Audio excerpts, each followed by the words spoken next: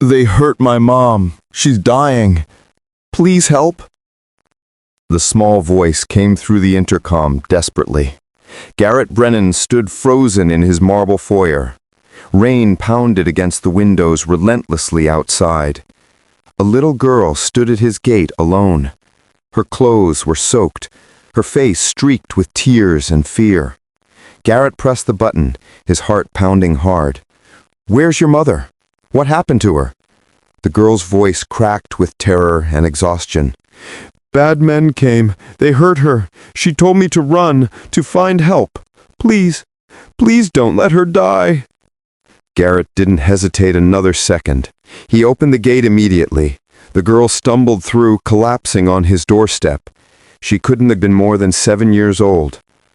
"I'm Garrett," he said gently, wrapping his coat around her. "You're safe now. What's your name, sweetheart?" "Piper," she whispered, shivering violently. "My mama's name is Autumn. She needs help. Please hurry."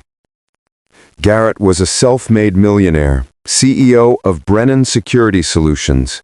He'd built an empire protecting people from danger, but nothing had prepared him for this moment. "Where's your mother, Piper?" he asked carefully, kneeling down. "Can you tell me where you live?" Piper's small hands trembled as she pointed. "The old apartments, near the bridge, Unit 12. They broke in. Mama told me to climb out the window, to run fast." Garrett's blood ran cold. That neighborhood was notorious. He grabbed his phone, calling 911 immediately. Then he called his head of security, Marcus. "I need an ambulance and police at Riverside Apartments, Unit 12, and I need you there now," Garrett said urgently. He looked at Piper, her eyes wide with terror. "I'm going to help your mama, but first, let's get you warm and safe." While Marcus and paramedics rushed to the apartment, Garrett stayed with Piper. She sat wrapped in blankets, clutching hot chocolate tightly. Her whole body still shook from fear and cold. "Mama works 2 jobs, Piper whispered, staring at nothing. "She cleans offices at night. During the day she waitresses. She's always so tired, but she never complains. She says we're going to be okay someday." Garrett felt his chest tighten with emotion. "Your mama sounds incredibly strong and loving, Piper." "She is," Piper said, tears streaming down again. "Those men wanted money, but we don't have any. Mama told them we had nothing. They got angry. They started hitting her. She screamed at me to run. So I ran." Garrett pulled Piper close as she sobbed. "You did exactly right. Your mama is so proud of you." His phone rang. It was Marcus finally. "We found her, Garrett. She's alive, badly beaten, unconscious. Paramedics are taking her to Memorial Hospital now." Garrett closed his eyes, relief washing over him. "Thank you, Marcus. I'm bringing her daughter to the hospital." At the hospital, Piper refused to leave the waiting room. She sat rigid, clutching Garrett's hand desperately. Hours passed slowly and agonizingly. Finally, a doctor approached, her face serious but kind. "Are you family?" she asked, looking at Garrett. I'm the person her daughter came for help," Garrett said carefully. "How is she?" The doctor knelt before Piper gently. "Your mama is very strong. She's hurt, but she's going to be okay. She's asking for you." Piper burst into tears of relief immediately. Garrett felt his own eyes burning with emotion. They were led to a room where Autumn lay connected to monitors. Her face was bruised, her arm in a cast, but her eyes found Piper immediately. "Baby," she whispered, her voice breaking completely. "You're safe. Thank God you're safe." Piper climbed carefully onto the bed, sobbing. "I found help, Mama. Just like you said. I found him." Autumn looked at Garrett then, tears streaming down. You saved my daughter. I don't know how to thank you." Garrett stepped forward, his voice thick with emotion. "Your daughter saved you. She was the bravest person I've ever met." Over the following days, Garrett couldn't stop thinking about Piper's courage, about Autumn's strength. about how close they'd come to tragedy. He visited the hospital daily, brought books for Piper, sat with Autumn while she recovered, listened to their story, how her husband had died in combat, how she'd been struggling alone for 3 years, how they'd been evicted twice, how she'd worked herself to exhaustion just to survive.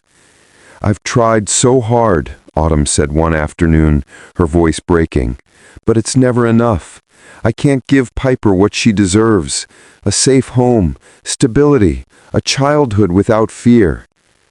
Garrett sat quietly, his heart breaking for them. "You've given her something more important, love, courage, the knowledge that she matters." Autumn wiped her tears, looking at him closely. "Why are you doing this, helping us? We're strangers to you." Garrett was quiet for a long moment. "Because when I was 12, my mother was in an accident. I watched her fight to survive, to keep our family together. She worked 3 jobs, sacrificed everything. I built my company in her honor, to protect people like her, like you." Autumn reached for his hand, squeezing gently. "Your mother raised an extraordinary man." When Autumn was released from the hospital, Garrett had arranged everything. A safe apartment in a secure building, furnished completely. First year's rent paid in full. "I can't accept this," Autumn protested, overwhelmed by his generosity. "It's too much. I can't repay." "It's not a loan," gently, Garrett interrupted. "It's a gift from someone who understands what you're going through, who wants to help." Piper tugged on Garrett's sleeve, her eyes serious. "Will you come visit us in our new home?" Garrett knelt down, smiling through emotion. "I'd be honored to visit you, Piper." Over the following months, Garrett became part of their lives, not as a benefactor, but as a friend.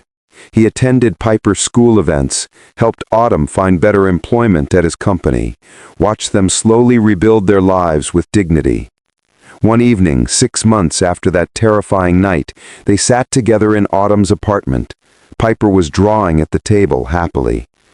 "I've been thinking," Autumn said softly, looking at Garrett, "about that night, about how everything changed because Piper had the courage to ask for help."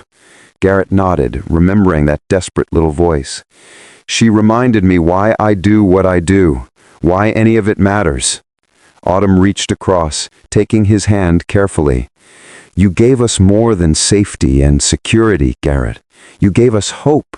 You showed Piper that there are good people in this world, people who help without expecting anything back." Piper looked up from her drawing suddenly. "Garrett, remember when I knocked on your door? I was so scared, but you didn't turn me away. You listened." Garrett felt tears in his eyes. "And you taught me something important, Piper, that sometimes the smallest voices carry the biggest courage." Autumn smiled, wiping her own tears. "We're not just surviving anymore. We're actually living, because someone chose to care." Piper ran over, hugging them both tightly. "We're like a family now, aren't we?" Garrett pulled them close, his heart fuller than it had been in years. "Yes, sweetheart, we're exactly like a family." That night, as Garrett drove home, he thought about Piper's words, about how one moment of compassion had changed 3 lives forever, how listening to a desperate plea had given him purpose beyond wealth and success. Because sometimes the greatest gift we can offer isn't money or power. It's simply showing up, opening the door, listening to a desperate child's cry for help, and choosing kindness when it matters.